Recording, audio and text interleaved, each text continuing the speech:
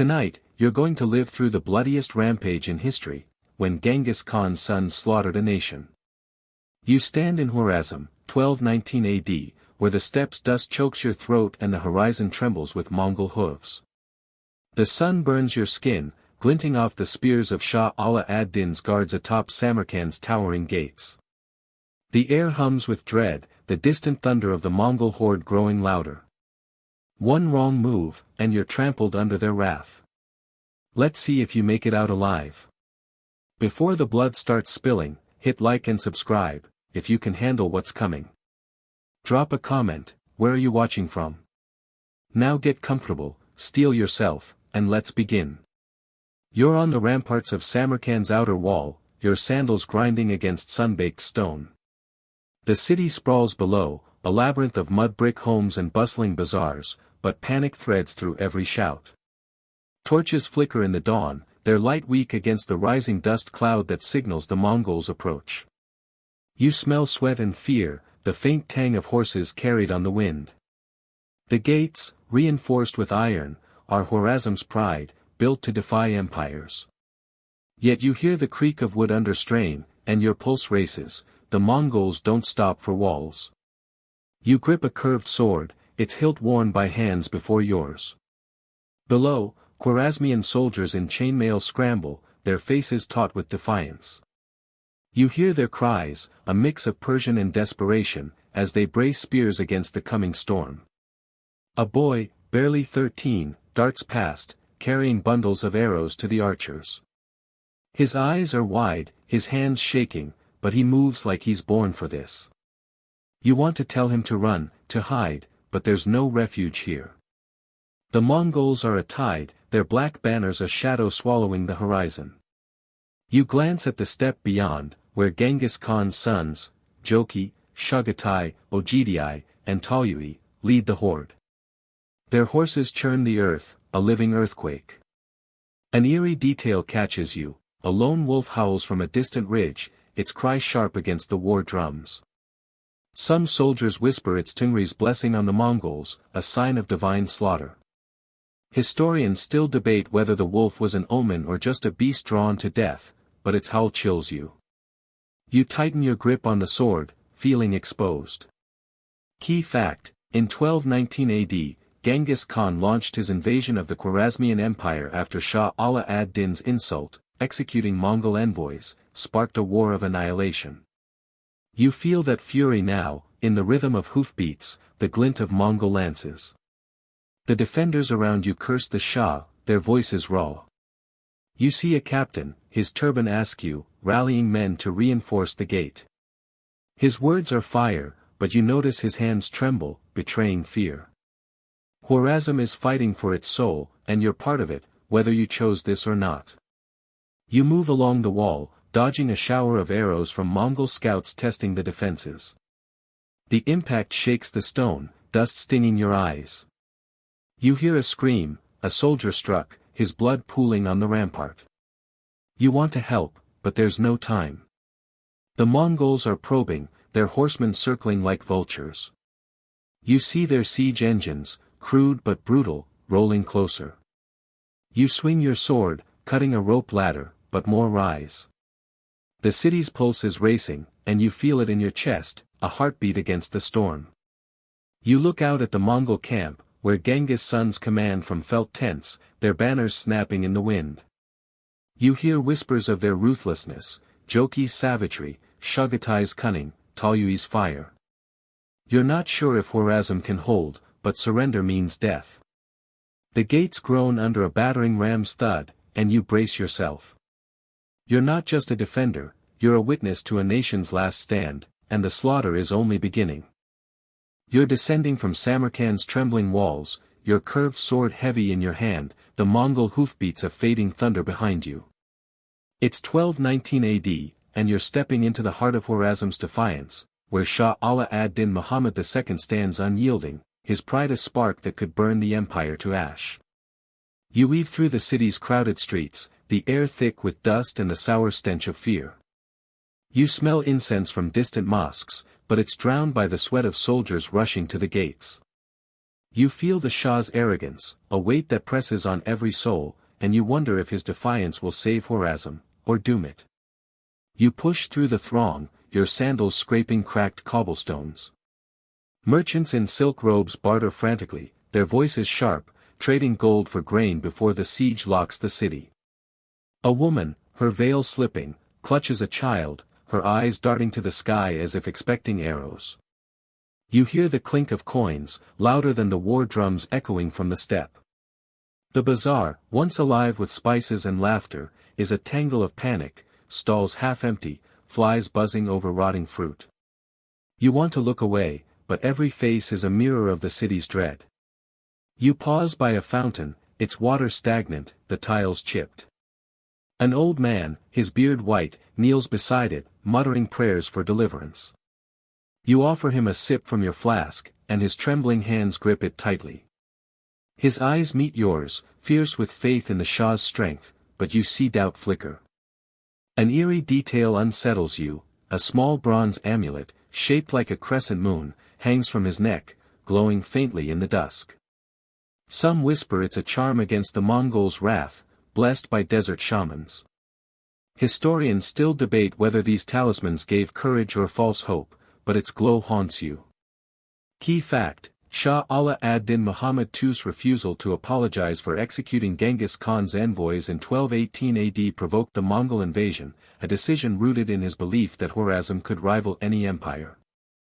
You feel that pride now, as you move toward the palace, its turquoise domes gleaming under a blood-red sunset.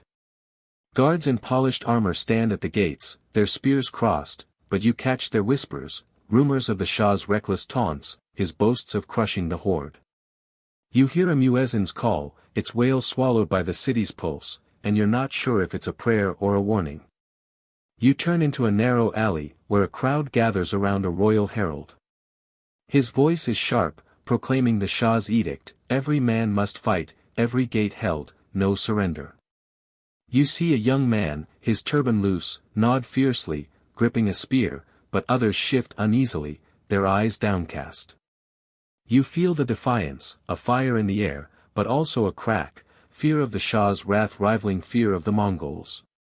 You recall the boy with arrows on the walls, his shaking hands, and wonder if he believes in the Shah's promises. The thought twists your gut, his face a ghost in your mind. You notice a group of nobles, their robes embroidered with gold, whispering by a cart of scrolls. They speak of the Shah's war council, his vow to outlast Genghis' sons. One man, his face shadowed, mutters about fleeing to Persia, about the Mongols' speed. You wonder if he's a coward or a realist. The memory of the wolf's howl on the ridge lingers, its cry a blade in your blood. Was it Tingri's favor, or just a beast smelling death? You're not sure, but suspicion is a poison here, and the Shah's pride is its source. You push on, the streets growing darker, the air heavier with smoke from signal fires. A child darts past, clutching a stolen pomegranate, his feet bare on the stones. You see the hunger in his speed, the survival in his eyes. You're caught in Khwarazm's rhythm, defiant but fragile, a city braced for slaughter. The palace looms ahead, its walls a false promise of safety. You hear a distant crash, an early Mongol ram testing the gates.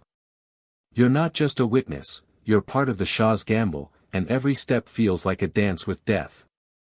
You reach a plaza, where the Shah himself appears on a balcony, his crown glinting, his voice a thunderclap of defiance. He speaks of Khwarazm's glory, of crushing the barbarians. The crowd roars, but you see the hunger in their faces, the doubt in their eyes. You grip your sword tighter, its hilt grounding you. You're not just a soldier, you're tied to a king's pride, and the Mongols are coming to break it. You're fleeing through Samarkand's burning streets, the Shah's proud words a fading echo as Mongol flames devour the city. It's 1220 AD, and Khwarazm's defiance has crumbled under the horde's wrath, the air thick with smoke and the screams of the dying. You clutch your curved sword, its blade notched from desperate swings, as you navigate alleys choked with ash and panic. The stench of charred wood and blood stings your nostrils, and you hear the relentless thud of Mongol hooves closing in. You're not just running, you're a hunted soul in a city turned to prey, and every step is a gamble with death. You weave through the chaos, your sandals slipping on blood-slicked cobblestones. Families flee, their bundles spilling cloth and pots, while merchants abandon stalls, their silks trampled underfoot. You see a woman, her veil torn, dragging a crying child, her eyes wild with terror. The bazaar, once a riot of colors, is a graveyard of smoldering wares, flames licking the wooden frames. You want to stop, to help, but a Mongol arrow whistles past, embedding in a wall. You duck into an alley, your heart pounding, the city's pulse racing with yours. An eerie detail catches you, a bronze mosque lamp, swinging from a chain, casts flickering shadows like dancing demons on the walls. Whispers among the fleeing claim it's the work of jinn, angered by the Shah's hubris. Historians still debate whether such omens fueled panic or were tales spun by survivors, but you feel its chill, a shadow deeper than the smoke. You glance at the lamp, its light swaying, and wonder if the gods have forsaken Samarkand. Your sword feels heavier, as if it knows the city's fate. Key fact: in 1220 AD, Samarkand fell to the Mongols after a brutal siege, with Genghis Khan's sons leading a campaign that slaughtered tens of thousands and razed the city. You see that terror now, flames climbing minarets, their turquoise tiles cracking in the heat. You stumble into a courtyard, where a group of defenders, their chainmail torn, make a desperate stand. You join them, swinging your sword at a Mongol rider, his horse rearing. The clash is brutal, steel on steel, and you feel every blow in your bones. A defender falls, his throat slashed, and you step over him, no time to mourn. You notice a girl, her hair tangled, clutching a clay jug, offering water to the wounded. Her hands tremble, but her eyes are fierce, a spark of Samarkand's spirit. You remember the boy with arrows on the walls, his shaking hands, and wonder if he's among the dead. You want to protect her, but a Mongol horseman charges, his lance gleaming. You parry, your sword cracking, and drive him back, but more come, their war cries a storm. The courtyard is a slaughterhouse, blood pooling underfoot, and you're not sure how long you can hold. You hear the Shah's name, cursed by a dying soldier, blaming his pride for this fire. You recall the palace balcony, his crown glinting, his voice promising victory. That promise is ash now, like the city around you. You fall back, joining survivors fleeing toward the city's heart. The streets are a maze, every turn a trap. You see a man, his robe singed, praying by a burning mosque, his voice lost in the roar. The memory of the wolf's howl, the crescent amulet, lingers in your mind, a litany of warnings you couldn't heed. You reach a plaza, now a chaos of fire and bodies. Mongol riders circle, their bows taut, picking off stragglers. You duck behind a shattered cart, your breath ragged. The girl with the jug is gone, swallowed by the crowd, and you feel her absence like a wound. You're caught in Samarkand's death throes, the city's walls no longer a shield but a cage. The Mongols are relentless, their hooves a drumbeat of doom. You grip your sword, its notches a map of your fight, and run, knowing the next moment could be your last. You're not just a survivor, you're a witness to a city's annihilation, its people broken, its gods silent. The flames roar louder, the smoke thicker, and you feel Samarkand's pulse fading. You're running, but the Mongols are everywhere, and the city is burning to its core. You remember the Shah's defiance, and it feels like a curse now, a spark that lit this inferno.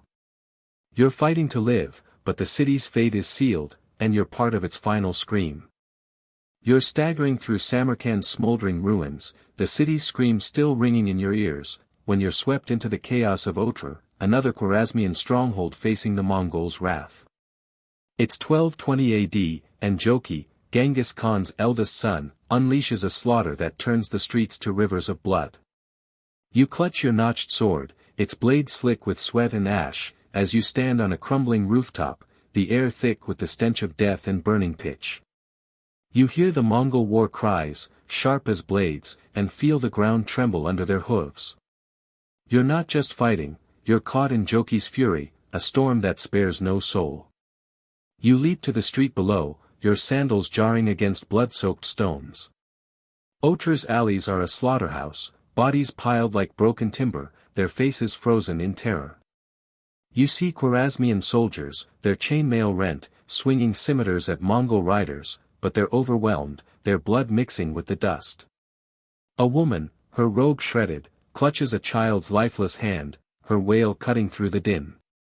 You want to help, but a Mongol arrow grazes your arm, forcing you to duck behind a shattered cart. The city's pulse is fading, and you feel it in your chest, a heartbeat drowning in blood.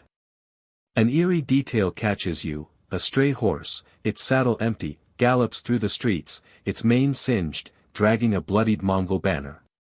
Whispers among the defenders claim it's Jochi's own steed, cursed to roam as a harbinger of death.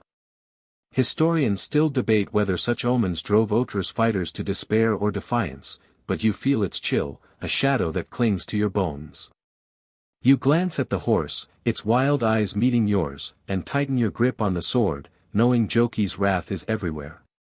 Key fact: Jochi, Genghis Khan's eldest son, led the brutal siege of Otrar in 1219 to 1220 AD, avenging the execution of Mongol envoys by massacring the city's population and razing its walls.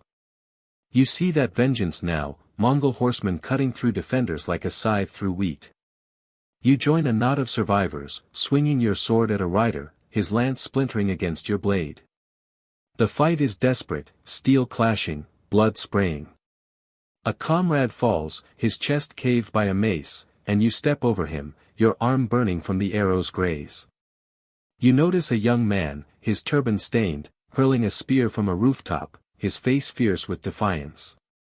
You recall the girl with water in Samarkand, her trembling hands, and see her spirit in him, a spark refusing to die. You want to rally to him, but a Mongol charge scatters you, their horses thundering. You dive into an alley, the air thick with smoke, and see a man praying by a toppled minaret, his hands buried in ash. His voice is a whisper, lost in the slaughter, and you wonder if he's praying for life or release.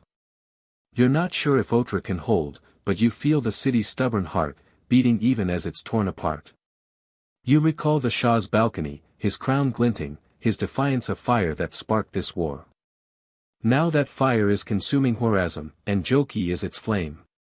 You fall back, joining defenders at a stone gate, their shields raised.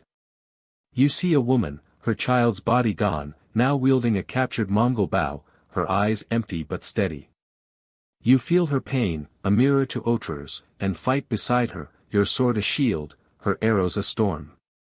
You hear Jochi's voice, a guttural roar over the chaos, urging his men to spare no one.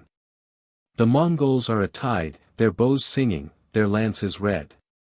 You thrust your sword, cutting a rider's arm, but your strength is fading, the blood loss dizzying you. You remember the burning mosque in Samarkand, the crescent amulet, the wolf's howl, a litany of doom. The gate shudders under a battering ram, and you brace yourself, the air choking with dust. You're not just a defender, you're part of Othar's last stand, and every swing is a curse against Jochi's name. You're trapped in a collapsing city, the streets a maze of blood and fire. The Mongols are relentless, their slaughter a weight on your soul. You're fighting to survive, but you're also carrying Otrar's story, its pain, its pride. The horse's bloodied banner flashes in your mind, a warning of what's coming. You feel it's coming, the city's end, and you know the next moment could be your last. Your sword feels heavier, but you raise it, ready for the tide to break you, or be broken. You're wading through Otrar's crimson waters, the river swollen with blood and bodies, the city's screams swallowed by the Mongol slaughter. It's 1220 AD, and Jochi's wrath has turned the streets into a charnel house, the air thick with the stench of death and wet earth. You clutch your notched sword, its blade caked with mud and gore, as you stumble through the shallows, the current tugging at your legs. The sky is gray, heavy with smoke, and you hear the relentless twang of Mongol bows from the banks.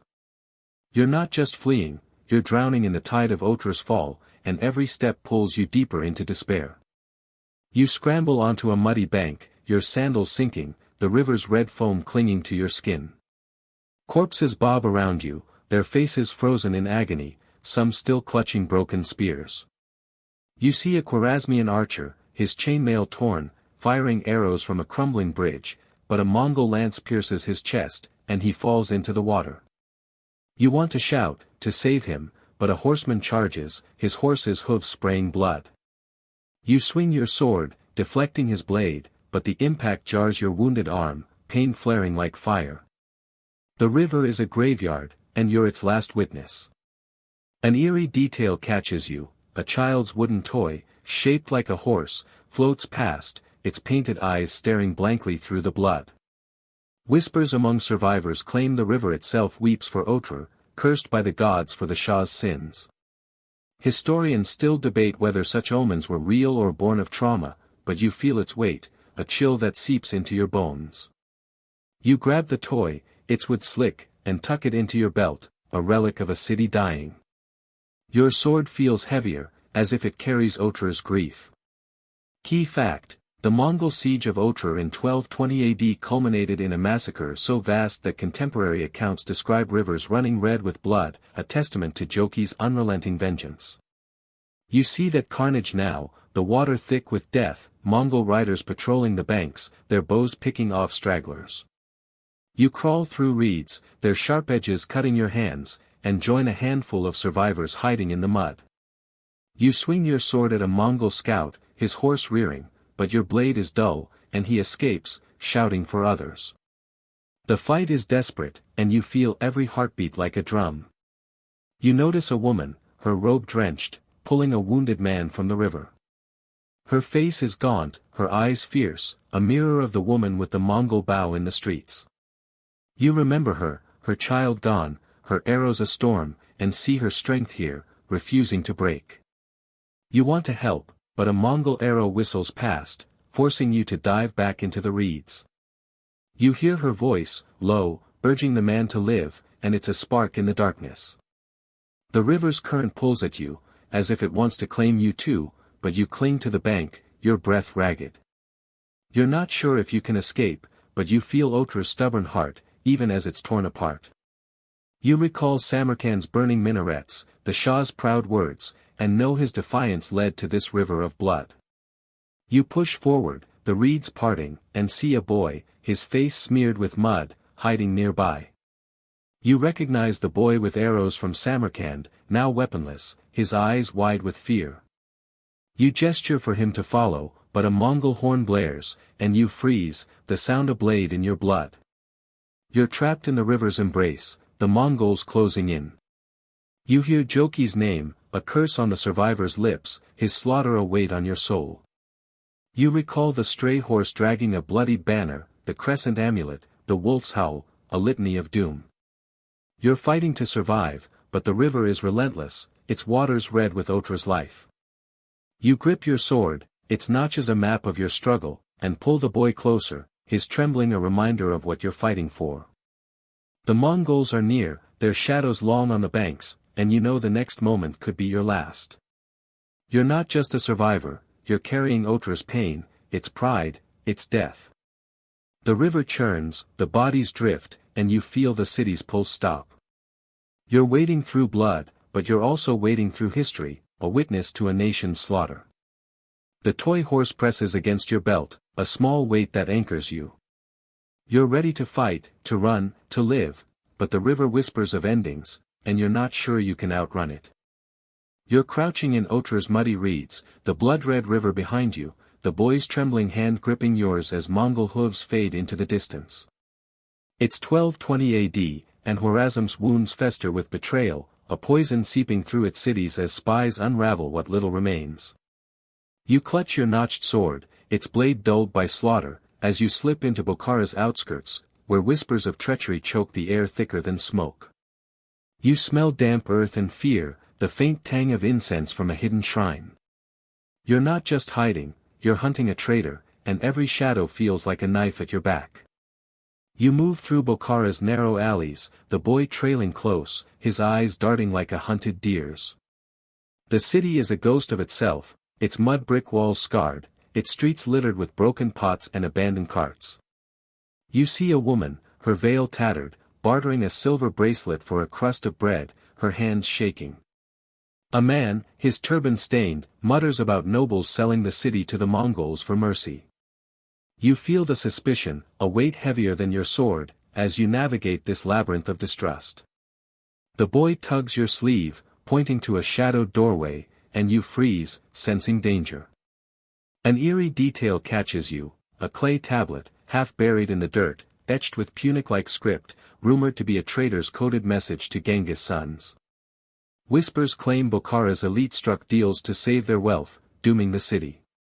Historians still debate whether these betrayals were real or Mongol propaganda to fracture Khwarazm's unity, but you feel its venom now, a chill that settles in your chest. You kick the tablet, shattering it, and pull the boy deeper into the alley, your sword raised, every sound a threat. Key fact: during the Mongol invasion of Khwarazm in 1220 AD, internal divisions and suspected betrayals among local leaders weakened cities like Bukhara, hastening their fall to Genghis Khan's forces. You see that fracture now, in the eyes of guards patrolling a crumbling gate, their hands twitching near scimitars. You approach, heart pounding, and ask for news. One spits, saying a merchant was caught with Mongol gold, his house burned. You're not sure if it's true, but the doubt is a blade, slicing through Bukhara's resolve. You recall Otrar's river, its crimson waters, and wonder if betrayal led to that slaughter. You turn into a darkened street, where a crowd gathers around a pyre. A bound man, his robes once fine, kneels before it, accused of spying for Chagatai, Genghis' second son. His pleas are drowned by jeers, the crowd's hunger for vengeance a fire hotter than the flames. You see a woman, her face veiled, slip a dagger into her sleeve, her eyes locked on a guard. Is she a traitor, or avenging one? You want to intervene, but the boy pulls you back, his fear a warning. You feel Bukhara's pulse, weak but angry, a city tearing itself apart as the Mongols close in. You notice a group of men, their faces shadowed, whispering by a cart of grain sacks, their hands clutching knives. They speak of Hasdrubal, no, the Shah, his name a curse here, blamed for sparking this war. You recall Samarkand's burning minarets, the Shah's proud balcony, and see his defiance as a spark that lit this betrayal. One man, his beard streaked with ash, eyes you suspiciously, and you move on, the boy's hand tight in yours. The memory of the stray horse in Otrar, its bloodied banner, lingers, a sign of death, or treachery. You're not sure who to trust, but you feel Bukhara's heart, stubborn yet cracking. You slip into a courtyard, where a priest burns incense by a small altar, his chants to Allah a desperate plea. A bronze censer swings, its smoke curling like a noose. You see a man, his cloak torn, slipping from the shadows with a sealed scroll. His eyes meet yours, then dart away. You want to follow, but a Mongol horn blares in the distance, and you pull the boy behind a wall, your sword ready. The air is thick with betrayal, and you're not just a survivor, you're a hunter in a city of snakes. You're trapped in Bukhara's web, the Mongol's shadow looming, the traitor's whispers louder than the war drums. You grip your sword, its notches a map of your fight, and move toward the city's heart, where Chagatai's siege awaits. You're carrying Otrar's pain, Samarkand's fire, and now Bukhara's poison, a witness to a nation's unraveling. The boy's trembling anchors you, a reminder of what you're fighting for. The next step could expose a traitor, or mark you as one. You're braced against Bukhara's crumbling walls, the boy's trembling hand still in yours, as Chagatai, Genghis Khan's second son, unleashes his siege with a storm of fire and steel. It's 1220 AD, and the air reeks of burning pitch and fear, the thud of Mongol catapults shaking the earth beneath your feet. You clutch your notched sword, its blade heavy with Otrar's blood, as you stand shoulder to shoulder with Khwarazmian defenders, their faces gaunt but defiant. The city's minarets loom above, cracked but standing, while smoke curls like a shroud. You're not just fighting, you're holding Bukhara's last breath, and it's slipping through your fingers. You crouch behind a stone parapet, arrows whistling past like vengeful spirits. Mongol siege towers, crude but towering, roll closer, their shadows swallowing the dawn's light. You see a Khwarazmian archer, his turban soaked with sweat, loose an arrow that fells a Mongol climber, but more swarm the ladders, their curved blades gleaming. You swing your sword, cutting a rope, sending a ladder crashing, but the tide is relentless. You hear Chagatai's voice, a guttural roar over the chaos, urging his men to break the walls. You feel his hunger, a beast that devours cities, and your heart pounds, knowing Bukhara is next. An eerie detail catches you, a lone falcon, its wings singed, circles the burning minaret, its cry sharp as if mourning Bukhara's fall. Whispers among the defenders claim it's a sign from Tingri, the Mongol sky god, blessing Chagatai's slaughter. Historians still debate whether such omens drove Khwarazm's fighters to despair or fueled their defiance, but you feel its weight, a shadow that chills your blood. You glance at the falcon, its silhouette stark against the smoke, and tighten your grip on your sword, the boys fear a pulse beside you. Key fact, in 1220 AD, Chagatai led the Mongol siege of Bukhara, using relentless artillery and psychological terror to overwhelm the city's defenses, a key step in Khwarazm's collapse. You see that terror now, as catapults hurl flaming stones, setting rooftops ablaze. You thrust your sword, parrying a Mongol blade, the clash ringing in your ears. A defender falls beside you, his chest pierced, blood pooling on the stone. You want to help, but there's no time, only the fight, the chaos, the roar of a city dying. The boy clings to you, his dagger raised, his eyes fierce despite his trembling. You notice a woman on the wall, her veil torn, hurling rocks with a fury that mirrors the girl with the Mongol bow in Otrar. She's a spark of Bukhara's spirit, refusing to kneel. You want to rally to her, but a Mongol ram slams the gate below, the impact shaking your bones. You fall back, pulling the boy with you, as defenders scramble to reinforce the breach. You hear a priest's chant, faint from a nearby mosque, pleading for Allah's mercy. The air is thick with smoke, the scent of burning cedar choking you. You recall Samarkand's flames, Otrar's blood-red river, and feel their echo here, a litany of loss. You're not sure if Bukhara can hold, but you feel its stubborn heart, beating through the woman's rocks, the boy's dagger, the archer's arrows. You see a captain, his armor dented, rallying men with a voice hoarse from shouting. His words are fire, but his eyes are haunted, mirroring the Shah's pride that sparked this war. You remember the whispers of betrayal, the clay tablet in the dirt, and wonder if traitors weakened these walls. A Mongol arrow grazes your shoulder, blood trickling, but you push forward, your sword a shield, the boy's courage aflame in your chest. You reach a higher rampart, where defenders pile stones, their hands raw. The city below burns, minarets toppling, their turquoise tiles shattering. You see the woman again, now wielding a captured Mongol spear, her face a mask of defiance. You recall the boy with arrows in Samarkand, the woman in Otrar, and see their spirit here, unbroken. The falcon's cry pierces the din, a warning or a curse. You're trapped in Bukhara's last stand, the Mongols a tide, their catapults a heartbeat of doom. You swing your sword, driving back a climber, but your strength is fading, the city's pulse with it. You're not just a defender, you're a witness to Bukhara's agony, its pride, its fall. The boy fights beside you, his dagger flashing, and you feel his resolve, a spark in the darkness. The walls shake, the gate splinters, and you know the end is near. You're carrying Samarkand's fire, Otrar's blood, and now Bukhara's defiance, a weight that threatens to crush you. Chagatai's shadow looms, and you brace yourself, sword raised, ready for the tide to break you, or be broken. You're kneeling in Bukhara's shattered plaza, the walls a broken memory behind you, your notched sword heavy in your bloodied hands. It's 1220 AD, and Chagatai's Mongols have breached the city, their hooves trampling its heart as survivors face a grim choice, surrender or slaughter. The air reeks of ash and despair, the minaret's ruins smoldering under a twilight sky. You hear the whimpers of the defeated, the clink of chains as Mongols bind prisoners. The boy, his dagger lost, kneels beside you, his eyes wide but unyielding. You're not just defeated, you're staring into the Mongols' mercy, a blade that cuts deeper than steel.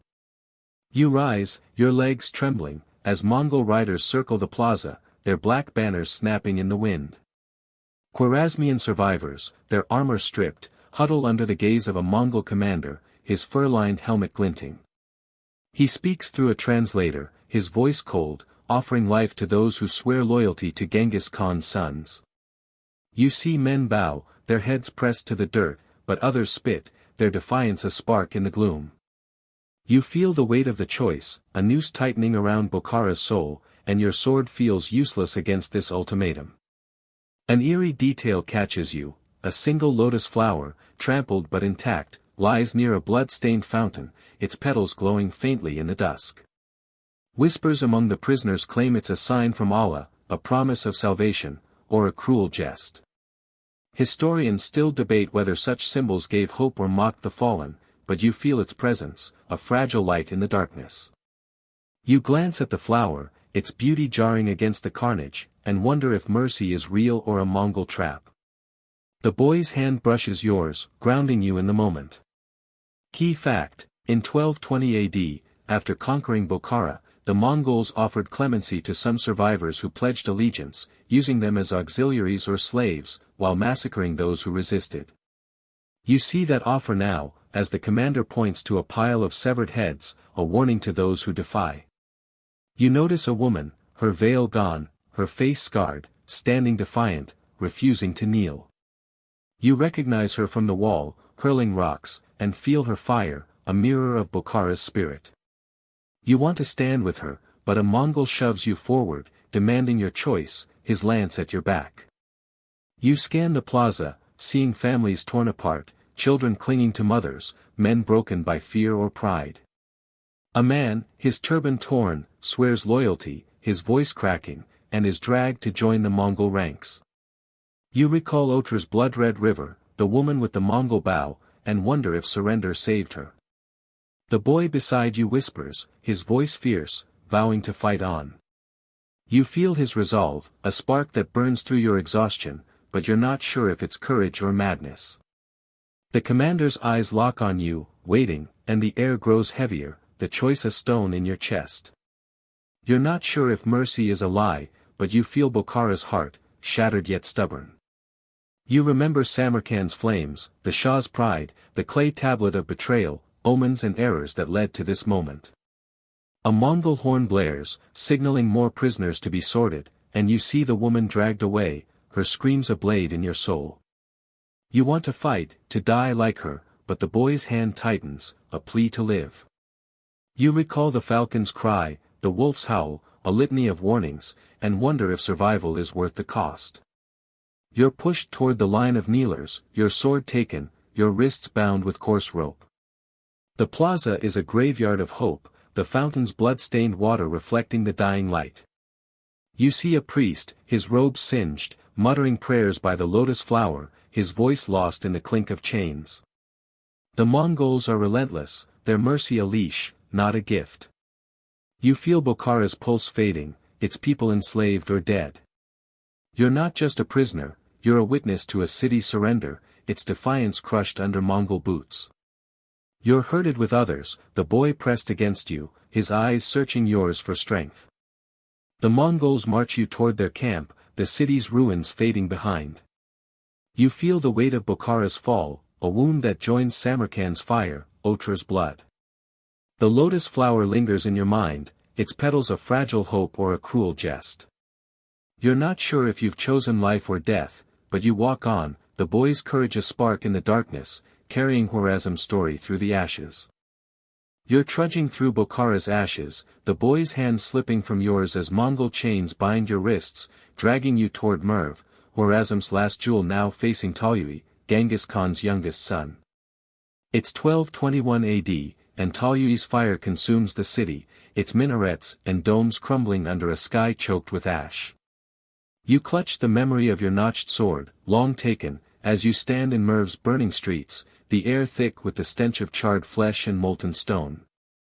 You hear the screams of the slaughtered, the crackle of flames, and feel the weight of a nation breaking.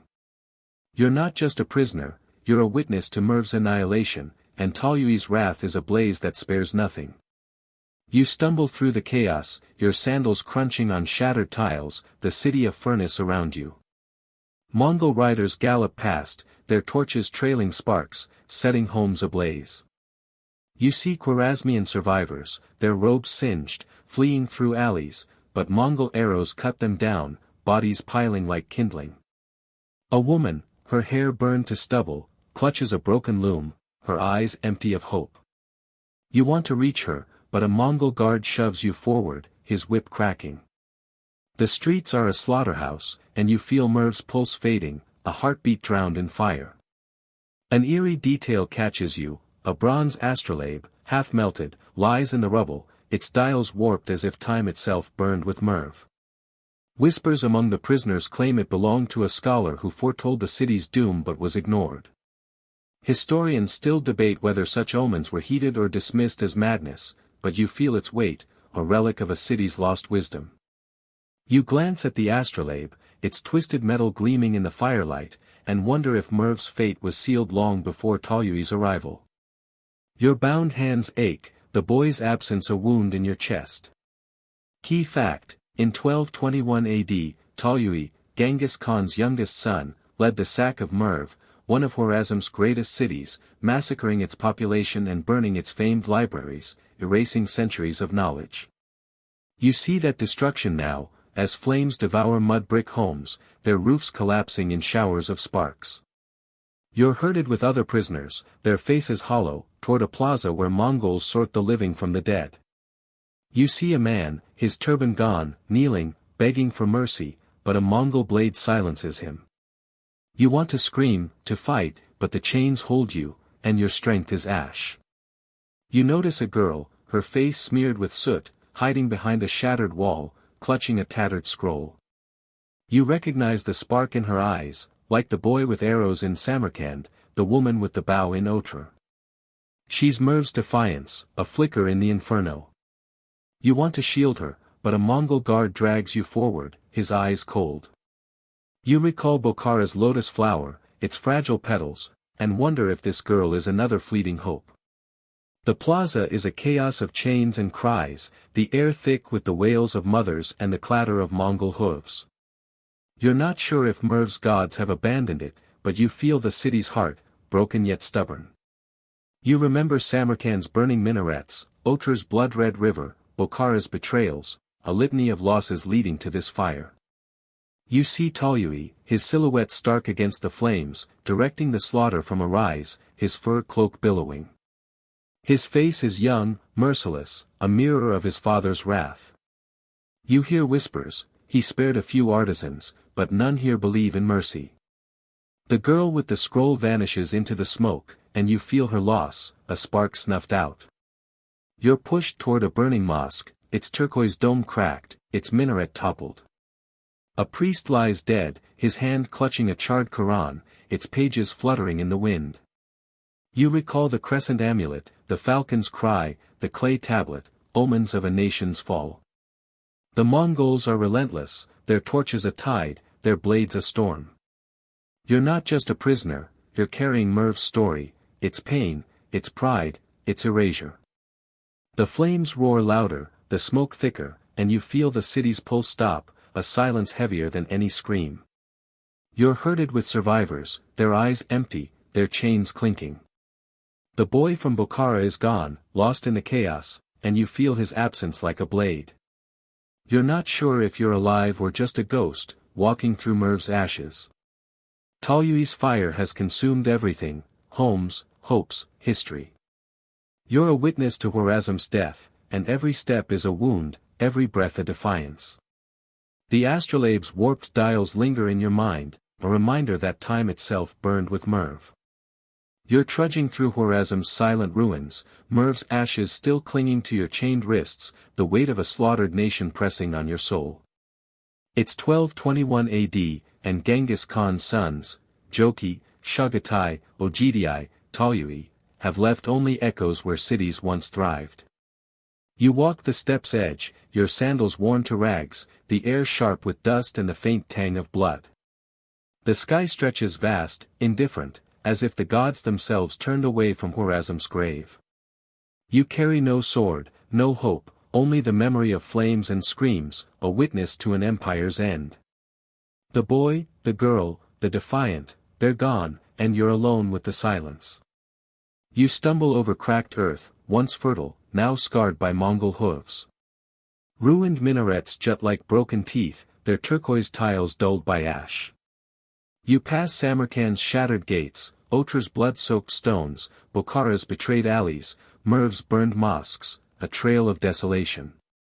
The wind carries no voices, only the creak of abandoned carts, their wheels half buried. You see a child's sandal, torn and singed, lying in the dust, and your chest tightens, the image of the boy with arrows in Samarkand flashing in your mind.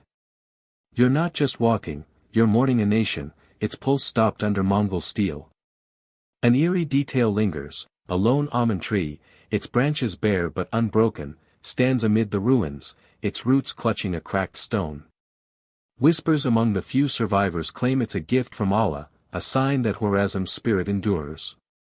Historians still debate whether such symbols sparked rebirth or were forgotten in the steppe's vastness, but you feel its presence, a fragile defiance against the silence. You touch the tree, its bark rough under your fingers, and wonder if it's hope or a final jest. Your chains clink, a reminder of your captivity, but the tree anchors you, a spark in the emptiness.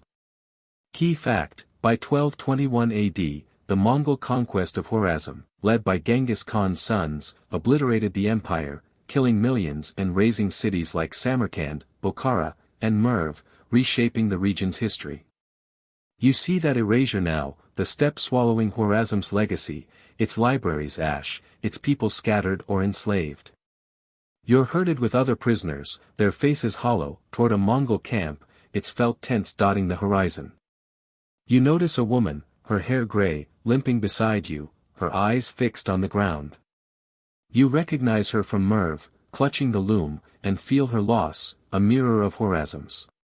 You're pushed forward, the Mongols' whips cracking, their voices sharp with commands. The camp looms, its fires casting long shadows, the smell of roasting meat mocking your hunger. You see artisans, spared for their skills, working under Mongol guards, their hands shaping bows and blades. You recall the girl with the scroll in Merv, the boy in Bukhara, and wonder if they survived, their sparks snuffed out or enslaved. The almond tree lingers in your mind, its bare branches a whisper of endurance. You're not sure if Khwarazm's gods failed, or if the Mongols' hunger was too vast. You're forced to kneel, the earth cold under your knees, as a Mongol commander surveys the prisoners. His eyes are hard, his fur cloak stained with ash. You hear whispers, some will be spared, others march to distant wars. You feel the weight of Khwarazm's fall, a wound that joins Samarkand's fire, Otrar's blood, Bukhara's betrayal, Merv's ash. You see the woman beside you, her hands trembling, and want to comfort her, but the chains hold you. The memory of the crescent amulet, the falcon's cry, the warped astrolabe, omens of a nation's end, swirl in your mind, a litany of loss. You're not just a prisoner, you're a bearer of Khwarazm's story, its pain, its pride, its silence. The steppe stretches endless, the ruins fading behind you. You feel the empire's ghost, a shadow that lingers despite the Mongols' wrath. The commander points, and you're pulled to your feet, marched toward an unknown fate. The almond tree's image burns in your mind, its roots defying the cracked stone. You're carrying Khwarazm's defiance, a spark that refuses to die, even as the world moves on. The steppe grows quiet, the winds whisper the only sound, carrying ash from Khwarazm's corpse. You stand in chains, the Mongol camp a blur, the sky vast and uncaring. Samarkand's minarets, Otrar's river, Bukhara's walls, Merv's flames, they fade into memory, a tapestry of slaughter and defiance. The almond tree stands alone in your mind, its bare branches reaching for a sky that offered no mercy. You feel the silence settle, a weight that presses you into the earth. Khwarazm's empire is dust, but its story lingers, a fire that burned too bright, a defiance that the Mongols could break but never erase.